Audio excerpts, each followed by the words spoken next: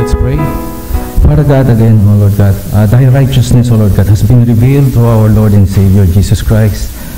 2,000 years ago, Lord God, nakita, nasaksihan, O Lord God, ang pagdako ng inyong anak, na kung saan, O Lord God, na ihayag, O Lord God, ang inyong kaluwalhatian. Ganun pa man kami po ay wala doon sa mga panahon na yun, O Lord God.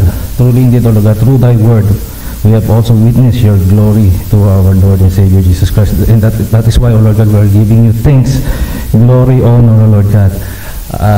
Let Thy kingdom come, O Lord God, be upon us today. Give us ears to hear and heart to receive, O Lord God, the message that we are about to partake this morning. Again, this we all ask in the name of our Lord and Savior Jesus Christ. Amen, amen. Good morning. Good morning. Okay, buhay pa po. Buhay pa po yung barbero na naggupit sa buhok ko. Ano? at hindi rin naman ako magpapapress con sakali man na may mangyari sa akin na i-reciprocate ng hitman yung nagawa niya sa akin. Okay, kinuha ko lang yung attention nyo, no? So, biniray ko lang yung eyes. So again, a very good morning to each and every one of us. Today again is the Lord's Day, araw ng ating Panginoon. Okay, let me just ask this particular question. If I could ask each and every one of you, no, bawat isa sa inyo, that if you can name a trio within the scriptures, yung mga alam nyo, yung mga naalala nyo, perhaps ang masasabi nyo dito sila Peter, James, and John, kilala nyo yon? Si Christ, si Moises, at saka si Elijah, no, during the transfiguration ng ating Panginoon. Of course, yung Synoptic Gospel, si Matthew, si Luke, si Mark, and even perhaps sa Old Testament, si Shadrach, Meshach, at saka si Abednego, yung kaibigan ni Daniel. Or even, of course, maalala nyo si Abraham, si Isaac, at saka si Jacob, si Israel.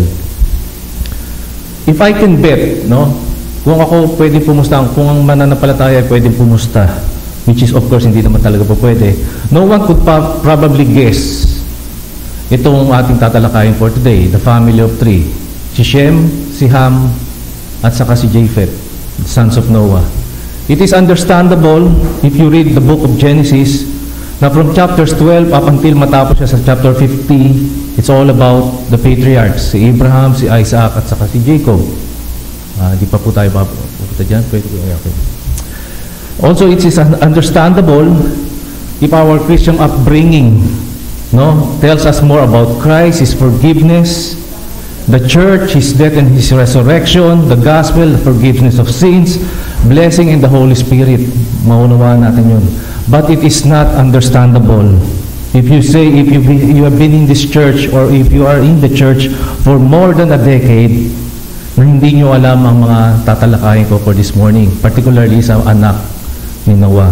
Brothers and sisters in Christ, my friends, neighbors, sa kanila mga nanonood, sa kanila tahanan, saan man kayo, nasa Pilipinas man kayo, sa iba't banda ko ng mundo. Today, ngayon po, we have been given or bibigyan tayo ng matinding blessing in a great opportunity to change this particular narrative na particularly for our spiritual ignorance. Today, God willing, loob sana ng Panginoon, we will be part this building, this church, more equipped. Ang ating pananampalataya ay nawa ay mag-increase at punong-puno ng pagpupuri at pagpasalamat sa ating Panginoon. Mga kapatid, again, mga kaibigan at kapitbahay, samahan niyo po ako sa pagtalakay natin sa anak ni Noah. Again, a couple of weeks ago,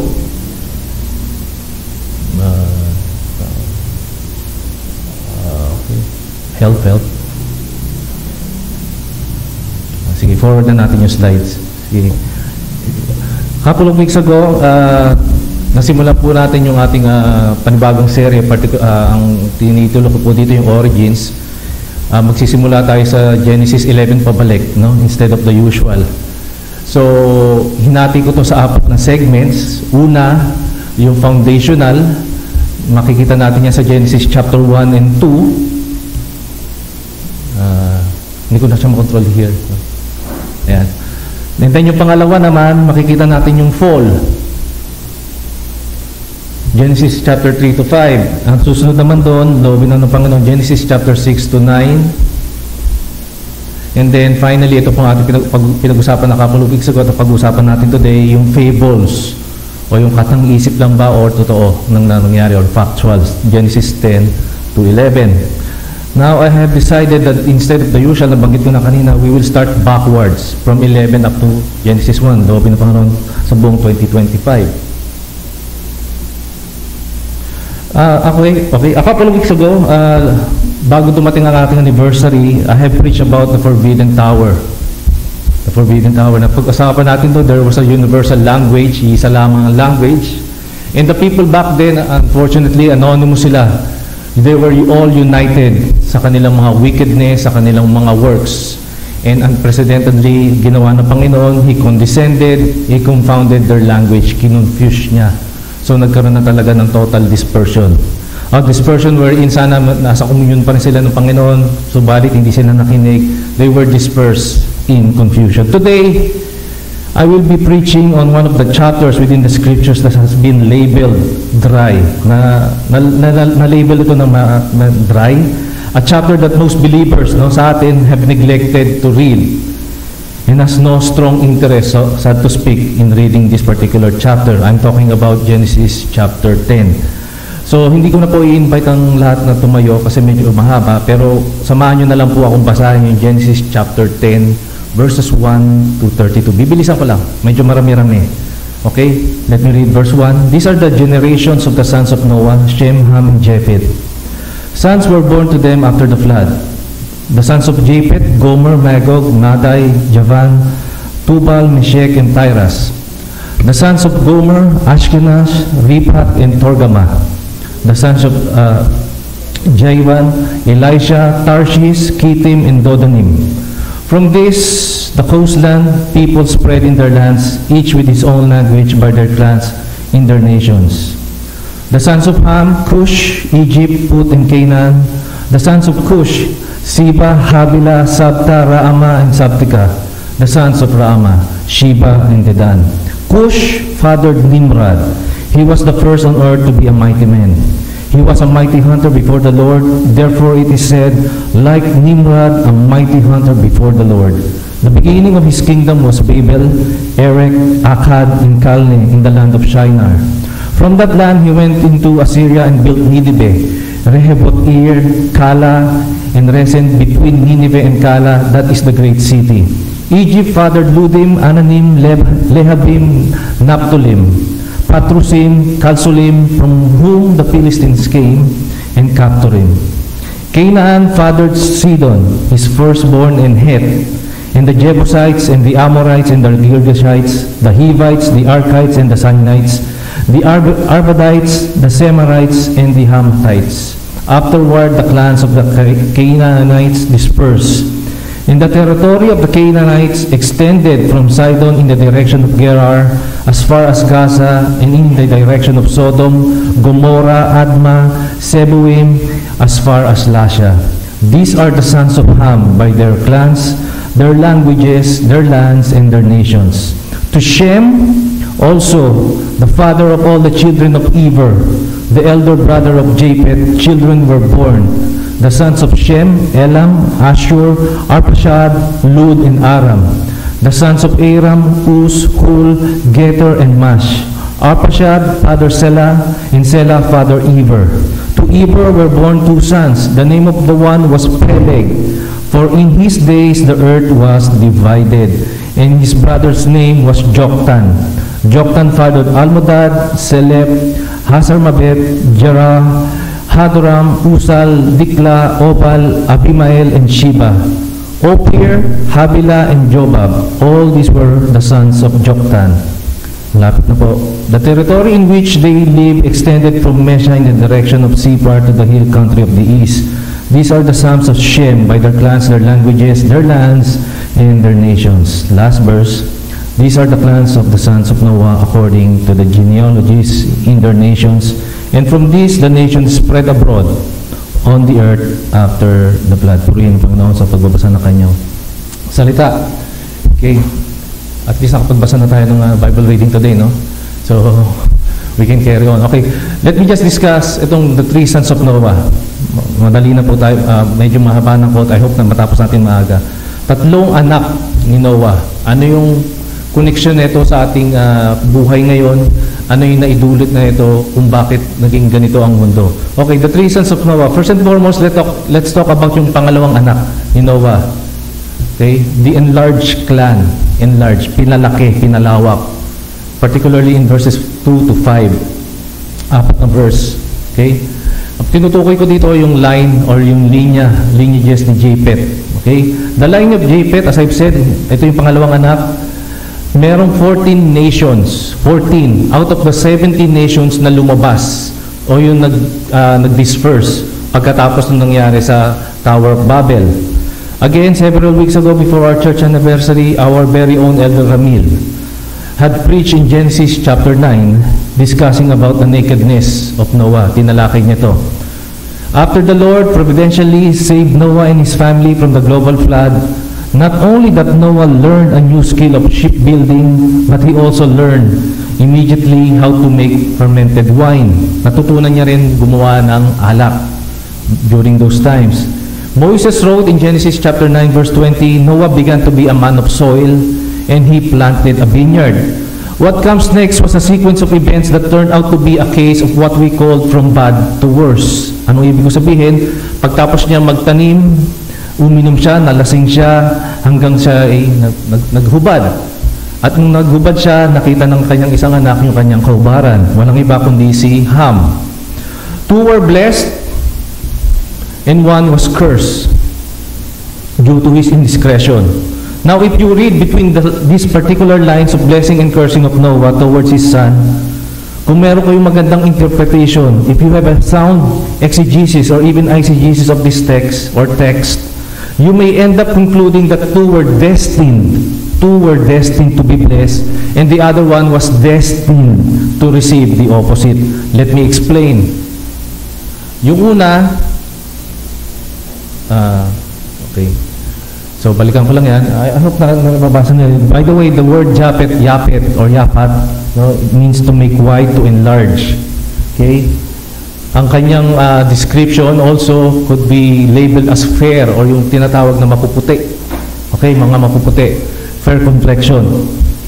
At as I mentioned a while ago, dito, 14 dito ang lumabas mula sa 70 nations na binasa natin. Sa Genesis chapter 10. 70 nations po yan. And then, dito nag-produce yung mga tinatawag natin mga great philosophers, kagaya nila Plato, nila Aristotle, lahat galing sa linya ni Japhet. And then finally, sila rin yung na makakonsider natin na the greatest colonizers ng mundo. Okay? So again, let me explain. First and foremost, to explain this particular point, the enlarged clan, they were destined. Okay? Destined.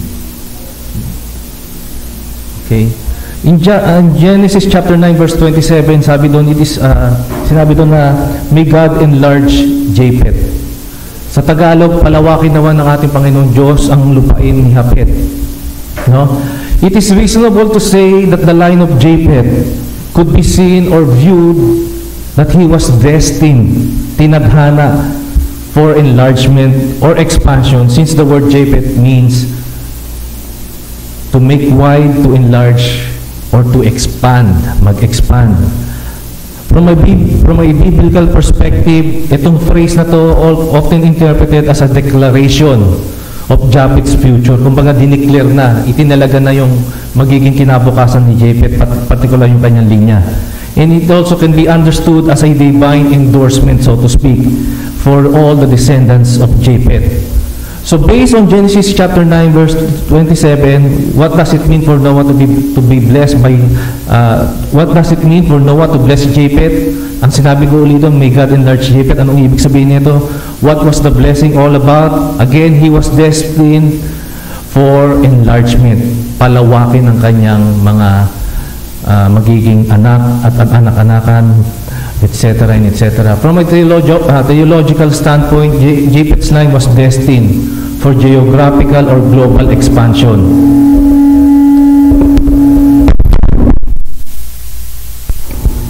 Yeah. Scholars view this as pointing to the eventual spread of Japheth's descendants. Speaking of which, in other words, he was destined to fill the earth. Maalala ninyo, sinabi kay Adam, sinabi kay Noah, be fruitful, multiply, and fill the earth. Ito po yung nangyari sa linya ni Japheth. No, he was destined to feel, to be scattered, to explore, to discover, and eventually to nurture and populate the whole world. Not only the Japheth's line was destined for enlargement, gusto ko rin italakayin dito yung kanyang mga descendants. Okay? Ito na po. To fully understand this enlarged clan, to fully comprehend that Japheth's line was destined to expand and to fully grasp God's sovereignty in shaping our world's history from this blessing of Noah, we need to discuss itong descendants ni Japheth. God's will in dispersion and filling the earth fits His plan to repopulate the world after the flood through Japheth. So pag-usapan natin yung linya ni Japheth. Unang-una, Japheth, balikan ko lang, no? Pwede ko bang balikan? Sige, balikan lang natin. He was the father of the Indo-European. I think nabasa nyo naman, no? Indo-European. Ibig sabihin ng Indo, mga Indiano, Hindus. European, yan yung mga taga-Europe.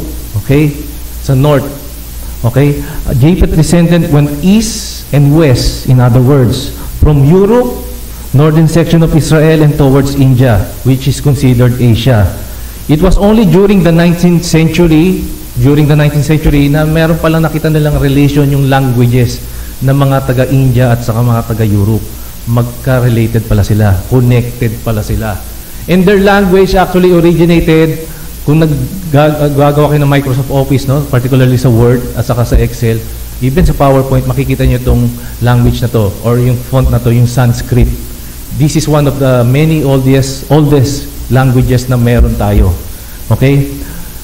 So, there was really no connection prior sa 19th century, but eventually nakita nila during the 19th century, na-discover na connected pala yung lengguwahe ng mga taga-India at saka mga taga-Europe na pinanggalingan ng Sanskrit.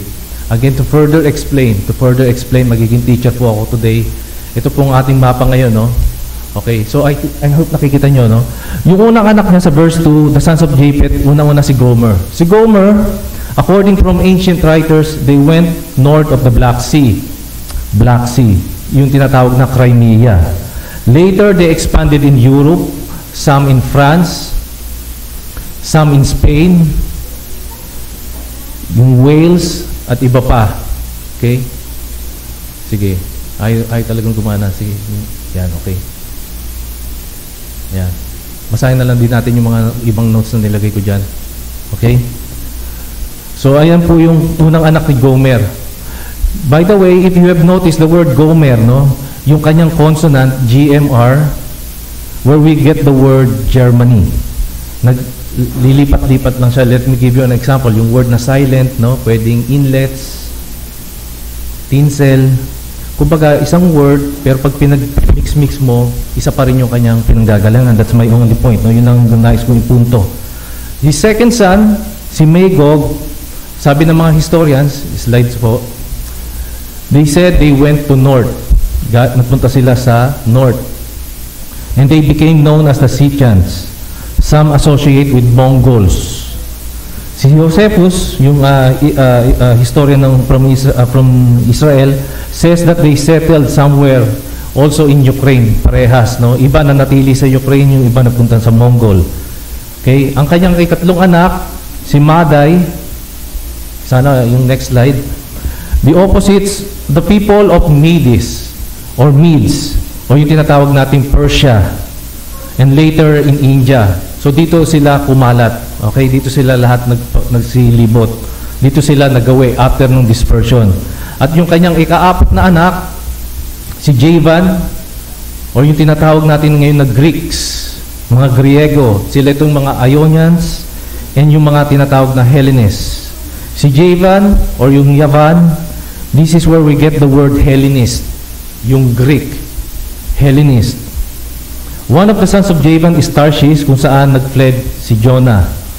And many identified them also as Spain. Okay, doon din napunta yung anak ni Japheth na si Javan sa mga lugar na nabanggit ko.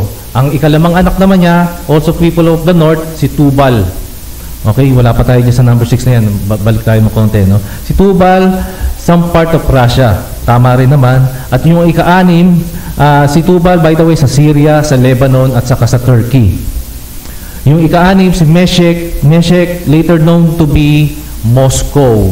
Moscow. Si Meshach, titignan nyo yung words, no? Hindi nakakalayo na punta sa Moscow. Okay? Ngayon, alam naman natin ng Moscow, siya yung tinatawag natin ngayong Russia. Okay? Diyan napunta yung ika-anim na anak ni Japheth na si Meshach. And lastly, si Tiras, many believe that they were the Roman Empire. Sila yung nagpunta sa Rome. So, medyo excited yung nasa slides. Balik lang tayo. Okay? Ito naman sa si Tiras, ito yung sila yung napunta sa Italy. Okay?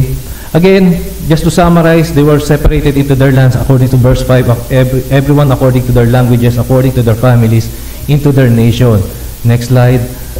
And eventually, sinabi ni Noah, may God enlarge. Balik konti. Yeah. May God enlarge. May enlarge Japheth. Ito na po yung nangyari. Okay? From Europe to Asia to India, ayan na po, kumalat na po ang mga Japhethites. Okay? To Americas, na-colonize sila, nagkaroon tayo ng British colony, napunta sa Australia, at napunta sa New Zealand, etc., etc. Ito po yung sinasabi ng ating Diyos na may God enlarge Japheth. So from the starting point, doon sa Tower of Babel, kumalat ng kumalat in the entire history ang mga Japhethites. No, sila yung tinatawag natin kanina ng great colonizers, kaya ang daming mga na-colonize. So ayan po yung itsura. Idagdagan natin yung Europe, idagdagan natin yung mga nabanggit ko kanina kung saan napagawi ang mga Japhethites. So may God enlarge, to make wide. Okay, sana naunawa natin.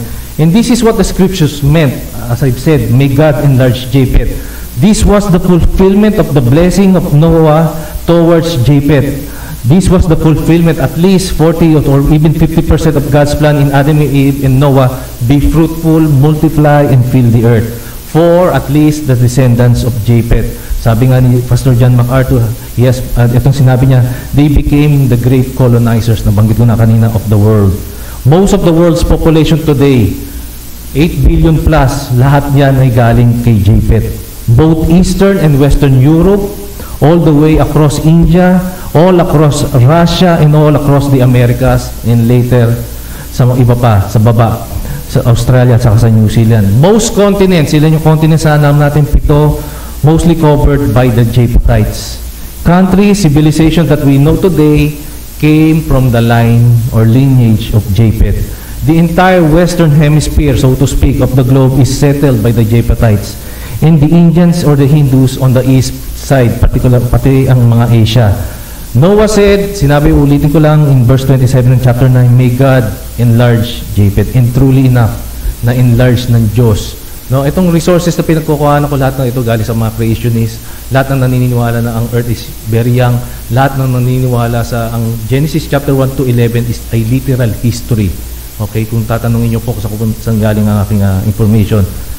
So these are what I meant by the enlarge, yung pinalawak na clan ng Diyos, si Japheth.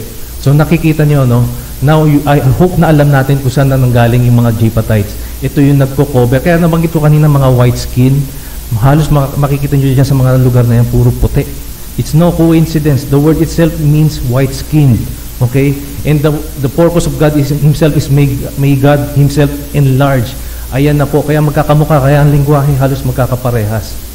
No? Hindi nagkakalayo. Kasi it all came from one particular son of Noah. Walang iba kundi si Japheth. Number 2, pagtapos ng enlarge, punta na po tayo sa pangalawa, the enemies.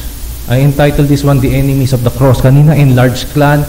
Ito naman, the enemies of the cross. Makikita natin sa verse 6 to 20, 15 verses. Now, before I continue, no, bago ako magpatuloy, itong phrase na to, hindi natin pwedeng i-generalize or i-label mismo sa susunod kong babanggitin na anak ni Noah. No? Nais ko lang banggitin dito na dito nanggagaling yung ibang portion dito na kung saan kaaway mismo ng krus ni Kristo. Eventually. Okay? Kaaway, in other words, kaaway ng church. Lahat ng tumutuligsa, lahat ng umaaway, lahat ng nambabatikos, even lahat ng mga pumapatay, nagpe-persecute sa iglesia. Okay? From this particular line came the enemies, not just an enemy, but enemies of the cross.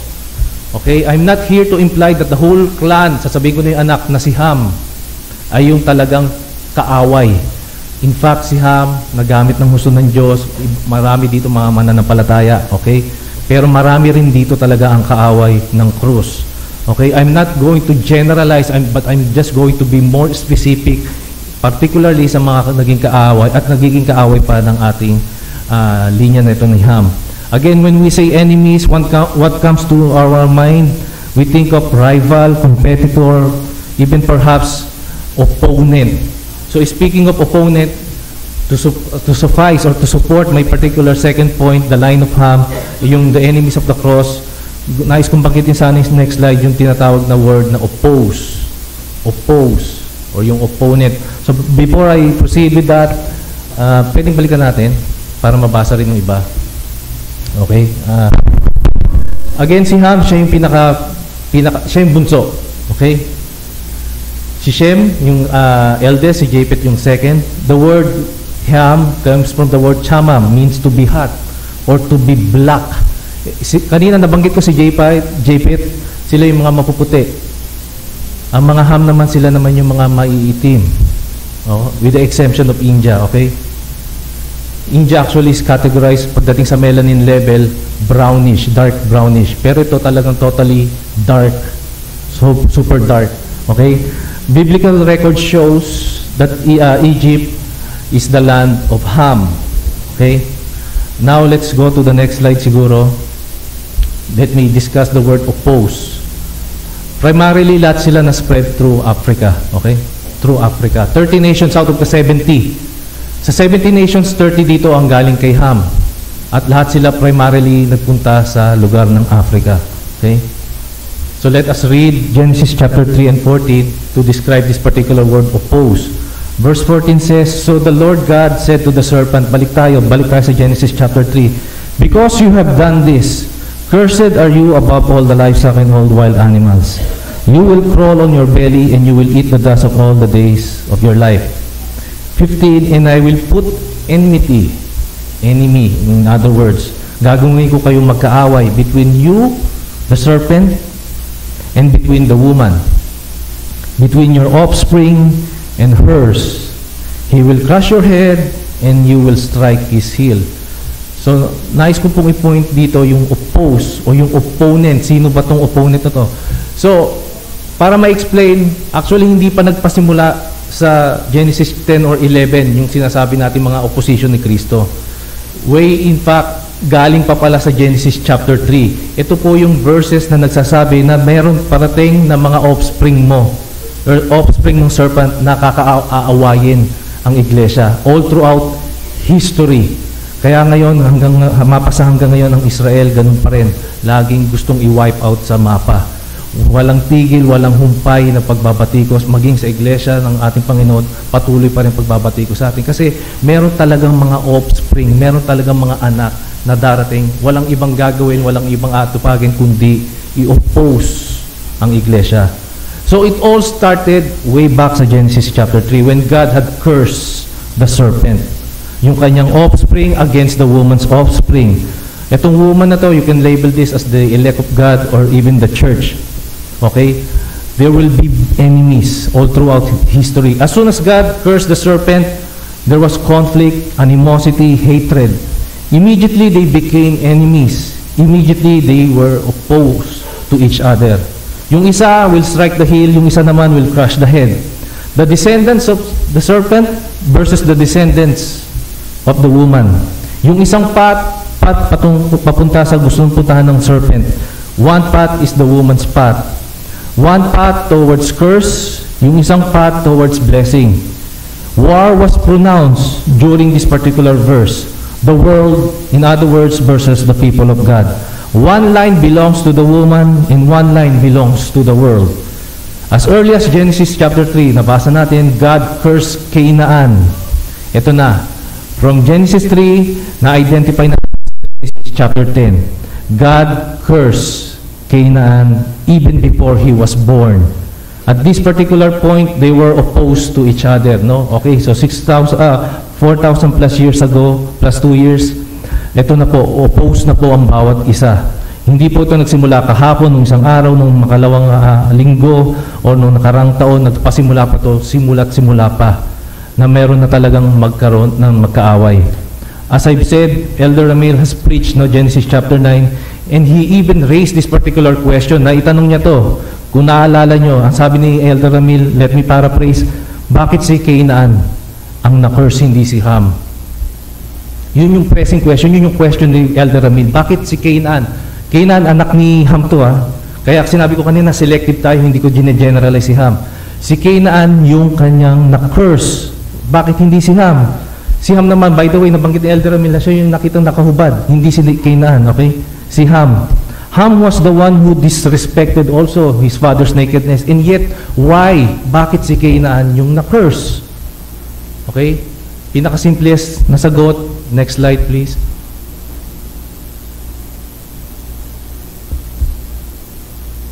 Again, why the curse fell kay Canaan instead of Ham? Sige pa po. Sorry, medyo madilim. Ham was the one who saw Noah's nakedness, pero yung pa rin ang tanong, bakit si Canaan? The simplest answer, ito po yung sagot.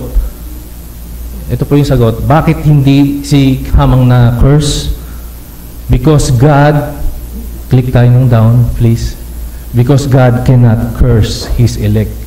Hindi niya pwedeng sumpain ang kanyang itinalaga na maligtas. Ham was included doon sa na-elect. Ibig sabihin, ligtas. No, si Ham, yes. Okay, kasi unang ebidensya, naligtas siya during or before and during and after the flood. Okay, lumagana pa yung kanyang pamilya. God cannot simply curse kung sino yung itinalaga niya. And same with those people, tayo, na nagsasabi na tayo mananampalataya, God cannot curse. But we are all affected by the curse, okay? But that is totally a different story. We may live under the curse sa ground, sa serpent, yung panganganak ng babae na mas masakit, na ang mga lalaki pagtatrabawan nila yung mga lahat ng kakainin nila, but we are definitely not included within that particular curse when it comes pagdating sa salvation. So ang na-curse dito sa linya ni Ham, walang iba kundi yung kanyang ikaapat na anak, na walang iba kundi si Canaan. Canaan was cursed because he wasn't elect. Ganun lang kasimple yung sagot. Ham cannot be cursed by God because he is one of His. Si Canaan, he is not one of the Lord's vineyard, kasama sa vineyard. Again, Ham, before the foundation of the world, before God created everything, Ham was already an elect of God. God saved Ham. In whom God predestined to salvation, therefore He cannot curse. He can discipline, yes. He can punish, yes, to the same degree na nangyayari sa buhay ng mga mananampalataya.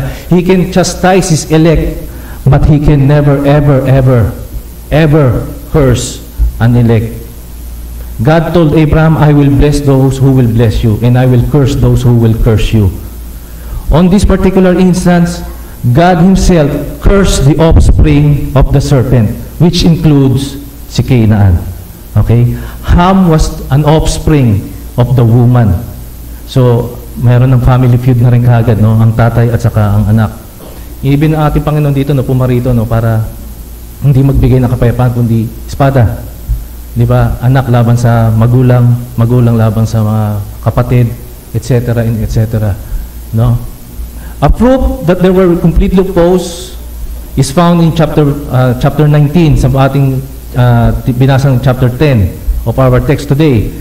Sinasabi doon yung territory ng mga Canaanites, hindi na natin babasahin. No? Itong mga regions na ito, itong mga kalupain na ito, no, will eventually be conquered by the line of another son ni Noah, na walang iba kundi si Shem. Mamaya pag-uusapan natin si Shem. Moses wrote this particular verse so that the Israelites would know exactly sino yung mga opponents nila. Not just to tell the story na makoconquer nila ito, but also to pinpoint sino ba talaga yung mga kaaway ng tinalaga ng ating Diyos. Another nation who opposes the offspring of the woman, by the way, is, natatalakay ko to a couple of weeks ago, si Nimrod. Sa linya naman siya ni Cush. Pag-usapan natin siya mamaya. More on this later. Today, the spirit of opposition lives on. From the old times, even up to today, at sa darating pa. The people or community or nations that are diabolically opposed for the cause of the cross continues as they ramp up their campaign against the offspring of the woman, which is the church of our Lord Jesus Christ. Again, during the time ng ating Panginoon, mayroong mga Pariseo, may mga Sadduceo, mga elders, and more. They all came from the line of Ham. In our time today, nations who support and practices abortion and same-sex marriages are all opposed to the cross, okay? Churches who preach a different Jesus Christ is also opposed sa ating tunay na iglesia. Again, marami pong opposition. Ito po, pinupoint out natin specifically kung saan nanggaling yung mga opponents na ito. So let us discuss yung kanyang mga offspring. Next slide po. Kanina pinag-usapan natin yung yung opposition. Pag-usapan naman natin yung mga offspring, yung mga anak na ito, okay. The sons of Ham, primarily nabanggit na kanina, occupied Africa. Meron sa north, pinalibutan. Alam niyo yung itsura ng Israel ngayon, di ba? Pinalibutan din yung mga opponents na yon. And even in fact, later on, bago dumating si Abraham doon, naka-occupy na yung mga Canaanites doon. Mamaya pa. So, unang anak niya si Cush. Okay, balik tayo sa mapa. Si Cush, it is the name for Ethiopia. Okay, Ethiopia. Sana nakikita niyo yung screen, okay? Nandiyan si Ethiopia, nandiyan yung tinatawag natin mga bansa ngayon, Somalia, Sudan, Kenya, Eritrea. Okay? Meron din mga Cush na napunta sa Iraq. Okay? Yung nakikita niyo sa taas, nandun yung Iraq. Ang kanyang ikalawang anak, si Egypt, or yung tinatawag natin Mizraim. By the way, yung IMs, no? Or yung ITES, ITES. Hindi sila tinutukoy na isang tao, kundi people groups. Ibig sabihin, marami sila. Kumbaga parang, anong pagkakaiba ni Pinoy sa Pinoy? Si Pinoy, isang tao. The late President Pinoy. Pag sinabi mong Pinoy, tayo, marami. So dito, tinatalakay dito yung mga IMs or ITES. Specifically talks about yung mga people groups, marami. Okay? Si Egypt, nakapaloob dito. Now, verse 13, basahin ko lang yung verse 13. In Egypt or Mizraim became the father of Ludim, Ananim, Lebahim, Naptulim, Patrusim, Kasluhim, na kung saan nanggaling yung mga Philistines, no? And Kapturim. Dito lahat, nakikita nyo, puro Ims, puro Ites, mararaming tao. And thirdly, ang kanyang anak na si Put, napunta naman sa North Africa na tinatawag nating Libya ngayon, west of Egypt. So, lastly, yung ikaapat na anak, how about Canaan? Next slide. Si Canaan. How about naman si Canaan? Ayan, napunta sila sa buong Africa. Mga linya ni Ham. Okay? In the surrounding areas ng Canaan, yung Palestine o yung Israel. Okay? So, the line of Ham, most of them went towards Africa. Yung iba, again, napalibutan yung Palestine o yung Canaan noon, na wala na ngayon, pero nag-spread sila, pero yung tinatawag natin ngayong Israel. Okay? So what about Canaan? Paano naman si Canaan, yung ikaapat na anak? So the question is, si Canaan. Okay, si Canaan. Next slide. Si Canaan, ayan, napakaliit niya, no? In verse 18, sinabi doon, after the clans of the Canaanites dispersed, ito na po, pag-disperse nila, they went immediately towards Africa. One nation that was dispersed and went to the southeast are the so southeast is yun nga, mga anak ni Ham. Now, another, basahin ko lang, no? Yung mga nakikita natin sa kung nagbabasa kayo, no? Ayan, madalas yung nababasa yan, no? Sidonites, yung mga Hittites yan, Jebusite, Amorites, Girgashite, Arkites, Semarites, Hamathites, no? Madalas yung nababasa yan kung nagbabasa kayo, no? Nababasa nyo, sino ba itong mga to? Ito, actually, tinutukoy dito sa linya ni Ham. Tinutukoy dito na sila yung mismong umaaway, tumutilig sa krus ng ating Panginoon. So, maaaring maitanong nyo, no? I think napakita ko na halos 70% ng mga mapa kung saan nagpupunta yung mga tao. How about yung mga Oriental? The Orients. Maaaring alam nyo yung word na Orient, no? Ibig sabihin, people of the East. Later on, na-promote siya people from the Southeast. Okay, Southeast. Sino ba itong mga Oriental na to? These Oriental nations, or the people of the East, are the following: Chinese, Taiwanese, Japanese, Korean, Thailander, Vietnamese, Cambodians, and from Laos, Malaysian, even Malaysians, no, although they are called Malay, and Singaporeans. No? Ito yung mga bansa na tinutukoy ng mga Oriental na nagpunta sa East, sa Southeast. They are all came, as archaeology says, and even mga ancient writers, they all came from the line of Ham. Nag-expand din sila actually. Hindi lang sila nanatili sa Africa. Pero you could notice, no, ang mga complexions sila magkakaiba. Now, the reason behind bakit pag ang ibang tao napupunta sa ibang lugar, nag-iiba yung itsura, no, nag-iiba yung complexion. One of the main reason is yung environment. Another one is yung kanyang climate, no? Galing ako Korea for almost a year. Pagbalik ko, ang puti-puti ko. Yehey, no? Pero after a week, bumalik na naman ako sa pagiging kayumanggi. The reason behind bakit ganun ang complexion natin, yung skin natin pinoprotektahan lang naman talaga kung ano yung current environment na yung kung nasan kayo.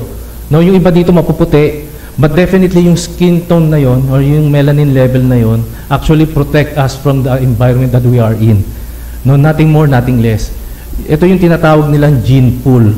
Kaya nabanggit ko last time around, kung nakinig kayo, na yung isa sa mga universal characteristics na meron ng mga tao noon, nung nandun lang sila sa Tower of Babel, iisa lang yung itsura nila. Iisa lang. No, walang pagkakaiba. Kaya nga nasabi ko sa inyo, pag kayo natutunan yung mag-abroad, pag nakakita kayo ng isang Pilipino doon, kahit hindi nyo kilala, alam nyo kagad na Pinoy siya. Kasi alam na alam natin yung characteristics, yung appearance na meron. Similarly, ito, habang lumalayo ang tao, nag-iiba yung itsura. Kasi yung tinatawag na genetic pool, or yung multiplications or variations ng DNA, na-suppress lang nung time na nandun sila sa lugar ng Babel. Pero the moment na lumawak na sila, yung variations nagsimula ng magkaroon ng mga iba't ibang mga combinations. Kaya yung iba matatangkad, yung iba maliliit, yung iba ganito ang itsura, ganyan, singkit, mayroong malaki ang mata. It's all because the genetic pool, environment, climate, etc. and etc. Even stress level. Hindi ko na po explain, but the point is, the more the people go farthest and farthest, the more na nakikita natin yung differences natin when it comes to appearance. Okay? So ito yung nais ng Diyos, no? Pakita, lumawa kayo, pero marahil iba yung langgay ng bawat tao, pero the only objective na meron ng Diyos is to have one particular language, and that language is the gospel of Jesus Christ. Kaya walang pagkakaiba kahit anong nationality nyo, pero pagdating sa gospel ni Kristo, iisa lang yung lingwahe natin. Okay? Medyo na segue ng konti. No? Let's us go back here. Now, two possibilities, particularly sa Chinese. No? Atras muna tayo. Binubuko muna ako eh. Okay? Two possibilities na pinanggalingan na galing kay Ham. Una yung mga Sinites sa verse 17. Ito yung mga Hivites, Archites, at saka Sinites. Yung Sinites, S-I-N, yung word S-I-N, yung letter na S-I-N doon, is a common word in the Orient places. Meron tayo yung tinatawag na Sin Dynasty, di ba? Sa China. Meron din yung tinatawag na Sinology. Ito yung the study of nation pagdating sa China. Ito yung pinag-aaralan nila, Sinology. Ito yung isang possibility na galing talaga sila sa Ham kasi natitrace na ito nga yung nangyayari sa China. No, pinag-aaralan nila yung buong nation ng China. Nagkaroon ng maraming dynasty. In fact, yun nga, nabanggit ko kanina, Sin Dynasty. Another possibility sa verse 15, Canaan fathered Sidon, his firstborn, and Heth. Again, yung Heth refers to the people of yung tinatawag nating Hittites. Hittites. When the Heth Empire fell, nasa China na to, no? Evidence shows that they went to China. Pinapakita dito na mayroon yung pagbaksak ng Heth, pumunta sila sa China. Eventually, the word Hittite, the word Hittite was spelled Kitay. Napalitan ng spelling yung word ng Kitay nung napunta na sila sa China. And by the way, ang word na Kitay is yung tinatawag natin ngayon na Cathay. Alam niyo yung Cathay, di ba? Cathay Pacific, yung aeroplano. They are all came from the Orient. So yung Hittite word na bago ng spelling napunta, naging Kitay, na ang ibig sabihin yung Cathay. Okay? Cathay. Kung nakasakay kayo ng Cathay Pacific, alam niyo yan. Okay? Mga Orient ang mga stewardess doon. Ang mga piloto, hindi. The word ship, by the way, in China, the word ship, sige, pwede na natin next slide. The word ship in the Chinese language, it contains three particular figures. Una, container. Second, person. Thirdly, eight. Ulitin ko. One, container. Yung ito nga, pag binasa nyo yan, it means actually ship. Pero kung iisa-isahin nyo yung letter na yan, yung isang letter, container, yung isa, person, or yung bibig, and lastly, the number 8. Bakit kaya? Because yung flood myths, kumalat din. Nung kumalat sila, may mga kwento na patungkol sa global flood. And to spell the word ship sa Chinese language, may isang figure na sinasabi container, which represent the ark, people na nag-survive, and then lastly, ilan yung people na number na nilagay dito? 8. So, ito dala-dala. Kahit nag-spread, makikita nyo na even the word itself signifies to the history na nangyari. Although not weak, although not distort, pero dala-dala pa rin nila yung kasaysayan na nangyari noon. And it's really ironic na makikita pa natin ito sa China. So this is the word ship in China. Again, it all points to Noah, to his family, to the ark, and to the flood. Chinese people, as evidence shows, mostly came from the line of Ham. And even right now, alam naman natin ang China, ang Chinese, di ba? Totally opposed. Ang mga Japanese, sad to say, nakasama natin yung mga ibang pastor dito, pero sinasabi nila less than 1% ang mga Kristiyano doon. Sad to say, there's no concrete evidence na masasabi na totoo yung sinasabi ko, but nevertheless nakikita natin that they were totally opposed sa cause ng cross. Okay? So these are just some of the people that pertains to the line of Ham. Nagigets po ba? Ulitin ko sa simula. Hindi. Last na linya.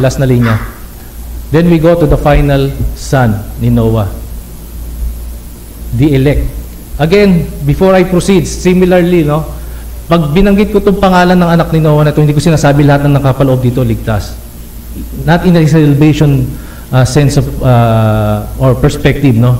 Hindi po. Elect na kung saan itinalaga, in-entrust ng Diyos yung kanyang salita, in-entrust ng Diyos yung kanyang mga utos, in-entrust ng Diyos yung kanyang paano siya sasambahin, ano yung mga gagawin ninyo, ano yung mga dapat hindi nyo gawin. So parang ipinagkatiwala ako sa inyo. Kumbaga parang ako ang employer, kayo ang employee, ito ang pinapagawa ko sa inyo, ito yung dapat hindi nyo gawin. So inelect ko kayo bilang mga, let's say, for analogy sake, mga empleyado ko.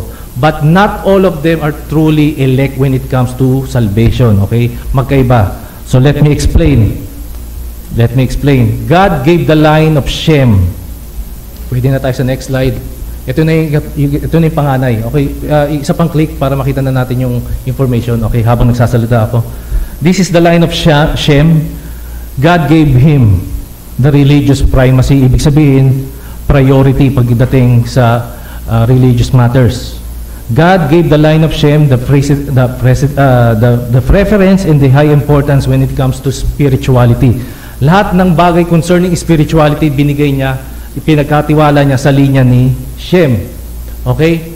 Si Japheth, ulitin ko lang, si Japheth hindi lang siya pinangakuan na ma-enlarge siya, binigyan din siya, biniyayaan din siya ng katalinuhan. Extra or kadagdagang katalinuhan. Kasi no particular nation could survive yung mga extreme na nandun sa Far East or even sa Far West.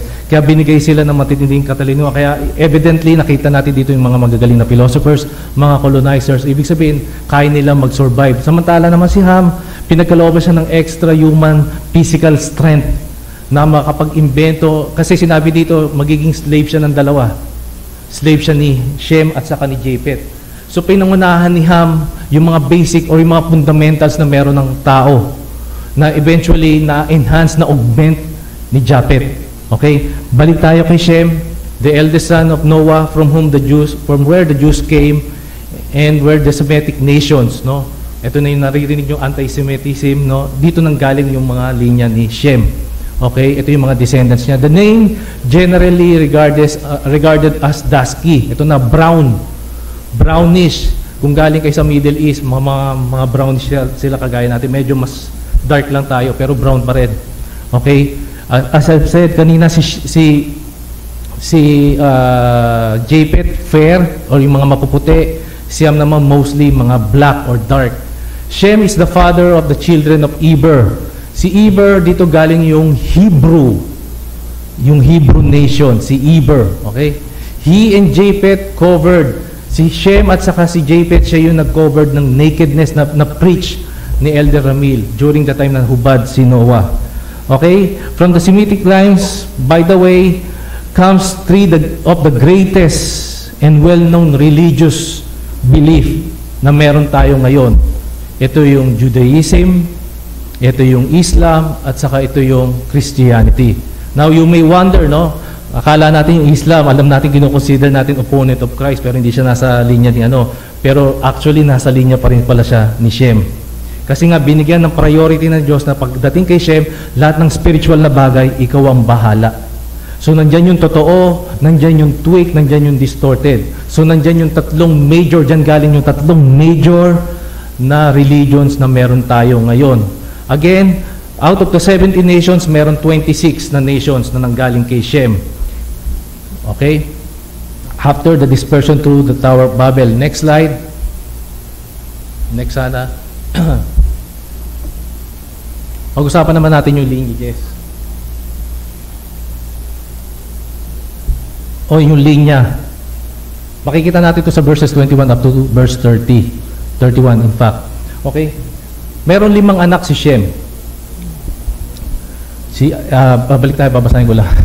Si Elam, si Ashur, si Luz, si Aram, at saka si Arpachshad. Okay? Si Elam, okay, pwede na po. Thank you. Si Elam, punta na ulit tayo sa mapa. Ito para sa inyo to, pinagpiyatan ko to ng gusto to. Sana makinig kayo, matutunan nyo to, no? Para ma-realize nyo paano kumilos ang Diyos, paano niya tayo nabibayaan sa mga iba't ibang mga nasyon na to. So si Elam, unang anak niya, na-mix siya doon sa tinatawag natin mga Medes people o yung mga Persian na tinatawag natin ngayon mga Iranians. Si Ashur naman, yung Assyria, meron parts of Iran, meron sa Kuwait, meron sa Syria, at meron parts sa Turkey. Si Luz, mga Lydians, sila yung napunta sa Asia Minor. Particularly, pag sinabi mong Asia Minor, Turkey pa rin. Pero mix sila with the Anatolian people, mga Greeks, yung kay Jevan, at saka Armenians. And si Aram, yung ika-4 na anak, dyan nang galing yung mga Arameans, na kung saan galing yung Aramaic language.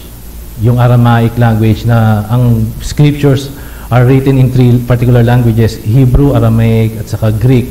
Okay, makikita nyo dito si Shem, si Ham, at saka si Japheth pa rin yung pagkakasulat ng Biblia. Si Arpachshad naman, the line of Abraham, next slide. Kabisado ko Okay. Si Arpachshad, dito nang galing yung linya ni Abraham. Importante ito. Sela yung kanyang naging anak na nagluwal kay Eber na naging Hebrews. Na si Eber, meron siyang 2 anak. Si Peleg at saka si Joktan. 2 bagay. Si Arpachshad, again, came from saan? Nineveh. Di ba, naalala nyo? Again, Genesis chapter 1 to 11, wala pang eksena ng Israel doon. Pero nagpasimula lang yung Israel, nagpasimula lang yung civilization talaga noong Genesis 12 onwards. Sinabi ng Diyos, sinabi ng Diyos kay Abraham, na umalis ka dyan, pumunta ka dun sa itatalaga ko sa iyong country, which is to Canaan, Palestine. So, pero ang pinanggalingan niya, Nineveh. So, in other words, yung linya nito, nila Peleg at saka ni Joktan, na natili pa rin kung saan nangyari yung Tower of Babel. Ang unang na-disperse, mga Japhethites, all throughout history, unti-unti nag-disperse pa rin sila. Ang mga Hamites na punta sa Africa. Ito naman, from Nineveh, pumunta sila patungo sa Canaan. So in verse 25, sabi doon kay Peleg, for in his days, unfortunately hindi ko nailagay, no? Pero sinasabi doon, during nung panahon ni Peleg, ang description dito, the earth was divided. Ibig sabihin, yung pag sinabi mong divided, dito na na-disperse yung mga tao. Nasaksihan ni Eber at yung mga nauna sa kanya, even in fact si Noah, na yung paghihiwalay ng mga tao. Nasaksihan nila yung pagkakaroon ng magkakaibang lengguwahe. That is why the people were forced to flee, to be dispersed because of the confusion of the languages. No? Yun yung nagtulak para sila ay magsialisan. Pero during those time, kaya ipinangalan kay Peleg yung word na yon, which means divided, kasi nga nasaksihan nila. Again, his father Eber actually was a contemporary with Nimrod, na kung saan siya yung pinaka-root cause ng pag-create ng city at saka ng Tower na hindi hindi inaalaw ng Diyos. Again, during this time, God divided them with separate locations and with separate languages. Eber named his son Peleg because he saw what God did to Babel. Some scholars even said today, during Eber's time, doon na raw naghiwa-hiwalay yung mga isla. Okay?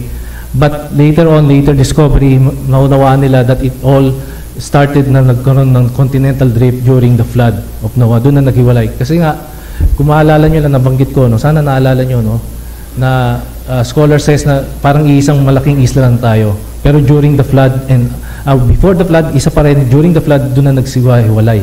Kaya na-create na yung nakikita natin mapa ngayon. No? Eventually, over time, unti-unti pa rin nagpo-form. Hindi pa talaga totally form yung mga 7 continents. Pero ito, unti-unti na during and even after the flood of Noah. Yun ang inano nila. But then again, it is remarkable for us to know na si Peleg, kaya pinangalan siya kasi just to be a witness, a name para mapaalala sa atin na there was a division that really took place during those time.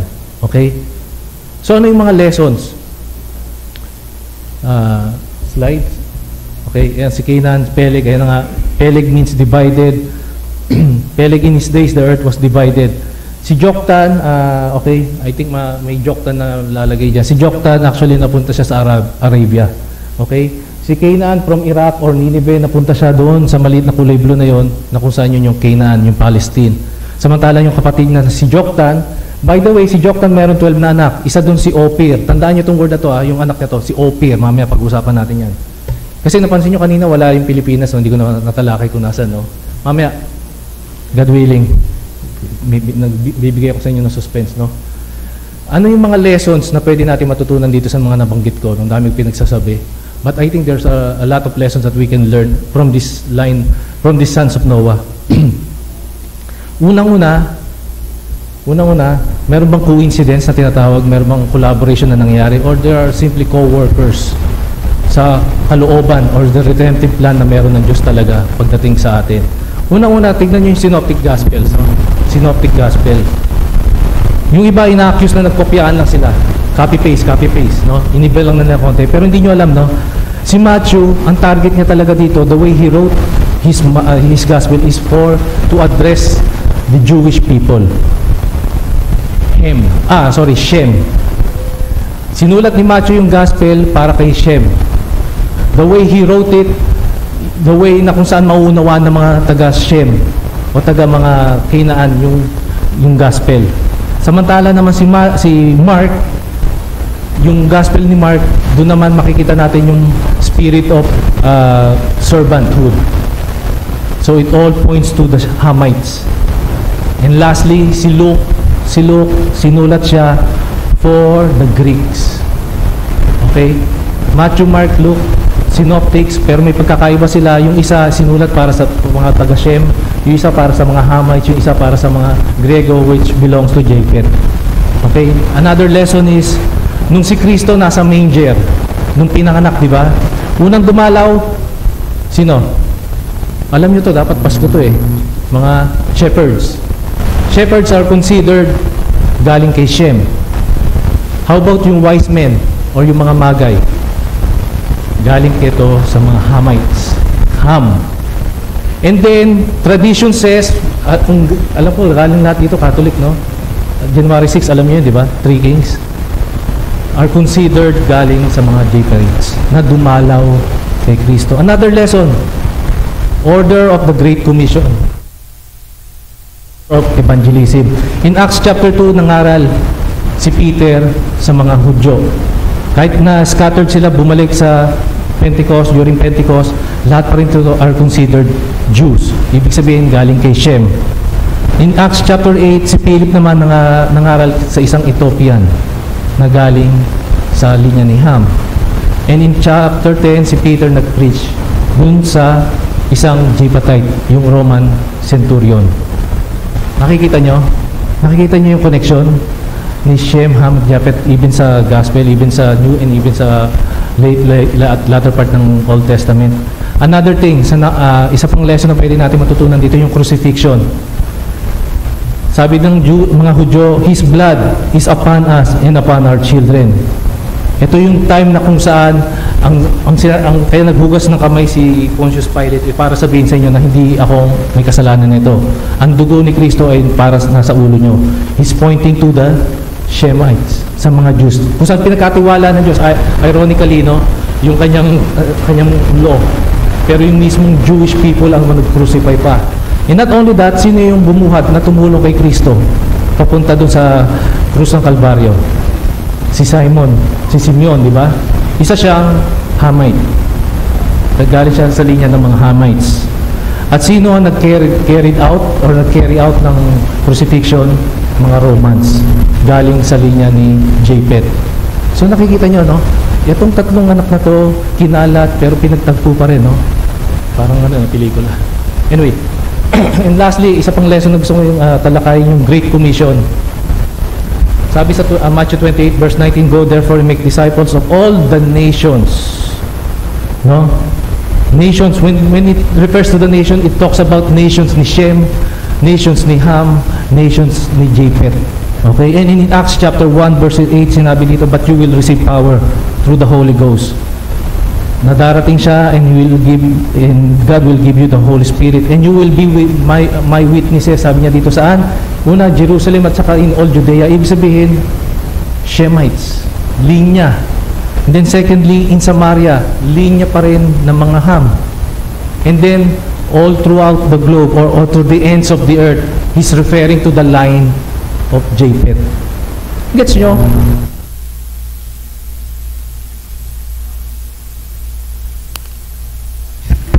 Hello? Yeah? Okay. Nagigets ng bawat isa. I was really hoping na yung mga bata na natili dito para mas ano nila. But nevertheless, challenge to sa mga Sunday school teachers, no? Na it's not a coincidence bakit nagkahiwa-hiwala yung mga tao, iba-iba yung mga tsura natin, iba-iba yung mga lingwahe natin. Actually, it all points out to the redemptive plan ng ating Diyos na pagbubuklutin pa rin naman tayo eventually. Especially sa mga mananampalataya. Again, makikita natin yung role ng bawat isa dito. Sa linya ni Shem, sa linya ni Ham, sa linya ni Japhet. All for the glory. All for Jesus Christ. All for His redemptive work. Makikita niyo yung mga lessons na yan. Lahat nakapasok. Kumbaga parang walang etchepwera. Lahat may role. Lahat may itinalagang purposes sa bawat linya. Okay? Maganda man o hindi maganda, but nevertheless, it's all again for God's glory. So, sa aking pagtatapos, I hope naunawaan ninyo, no? Nagets ba? Please, say yes naman. Ang hirap na ito, promise, di ba? Yung asawa ko, hindi ko pinansin ng ilang araw. Sabi ni Sister Presto, 2 araw, hindi siya pwedeng pansinin ni Elder Ramil. Ito, it took me more than a week actually. Just to give you, no, yung dedication namin ng mga elders, at especially si Pastor, na ibigay lang talaga sa inyo yung katotohanan na meron ng scriptures. No, hindi kami bayad dito, hindi kami bayad ng mga elders, Pastor, but this is now our job. No? But nevertheless, wag nyo na lang akong i-appreciate or si Elder Ramil o iba pang mga elders, but appreciate what God has done sa inyo para maunawaan nyo lang, no? Ang hirap, but masaya kami. Yun na lang. So sa pagtatapos, gusto nyo ba ulitin ko? Ang ganda na yung mic eh. Ang ganda ng... Anyway, sa ating pagtatapos, how about yung Philippines? Ayan na. Philippines. Kanino kaya tayo linya? Kay Ham? Ayaw nyo, no? Hindi, brown naman tayo, hindi man tayo dark. Di ba? Tatlong pwedeng panggalingan. Pero itong tatlo na to, all came either from Japhet or kay Shem. So, malinaw na hindi tayo galing kay Ham. Una, historical record shows, galing tayo sa sinatawag na linya ng Austronesia. Oh, balik tayo. Diyan lang, manatili tayo. Itong Austronesia na to, all came from Taiwan actually. Balik tayo. Mamaya na yan. Okay. Wala na akong dinagdag na slide kasi madaling araw na eh. So, galing daw tayo from Taiwan. Alam naman natin yung Taiwan galing sa tuktok, no? So, nag-migrate from Nineveh, starting point, all the way to the southeast, patungo sa Taiwan. And then pababa, papunta.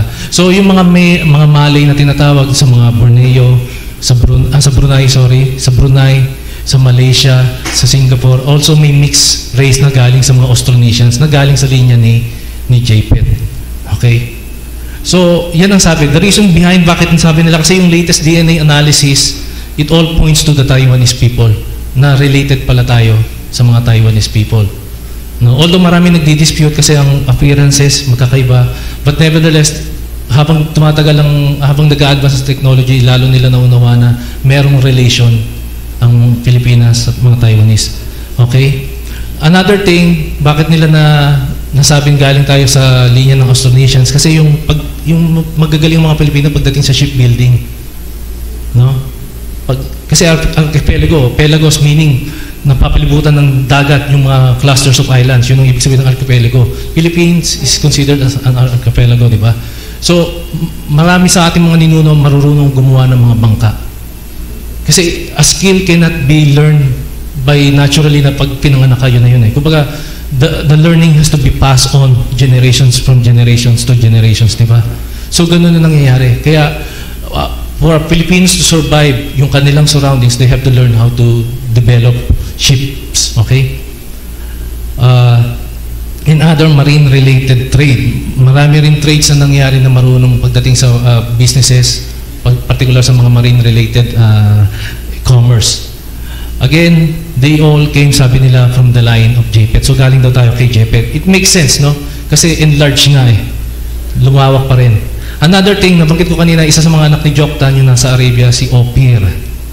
Reason behind, kasi si Joktan, particularly kay Opir, after nung ma-disperse na sila, wala nang ibang records. But eventually, later on, natuklasan nila, since ang Pilipinas is mineral rich, ibig sabihin, maraming mga ginto, maraming mga mineral sa ilalim ng lupa, na kung saan they came to the conclusion na kung saan yung lost gold ni Solomon was brought by the Opirs patungo sa Pilipinas. So it's no coincidence bakit paghukay mo may makikita kang mga ginto. Kasi you have to trace all the way back para malaman mo saan galing yung mga yun. And one of the documents na merong patunay na maraming ginto, it all came from Solomon. Nalam na natin na napaka-grandeur na naging buhay ni Solomon. And another thing, alam niyo yung kwento ni Malakas at ni Maganda? Ayan, natatawa kayo, no? Nakakatawa talaga siya. Pero actually, it has a spiritual connection. Bakit na lang naging ng tinuturo? Even part ng curriculum to, no? Malakas at si Maganda. Kasi similarly, no, pansinin nyo, si Malakas at si Maganda, Eden ng Eve. Sino tinatawag nilang Diyos? Si Bathala. Na kinukonsider nila si Bathala siya ang nag-create. Again, pinasa ng pinasa, generations after generations, itong mga kwento na to.